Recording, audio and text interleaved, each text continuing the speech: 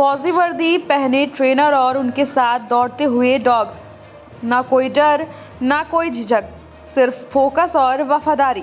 Action के साथ ये सीन दिल में जोश भर देता है।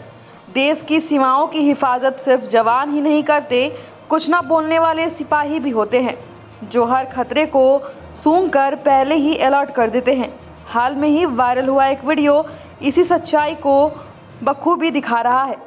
वायरल हो रहे वीडियो में आप देख सकते हैं कि कैसे ये डॉग्स ट्रेनिंग लेते हुए नज़र आ रहे हैं और इन डॉग्स को कैसे ट्रेनिंग दी जाती है।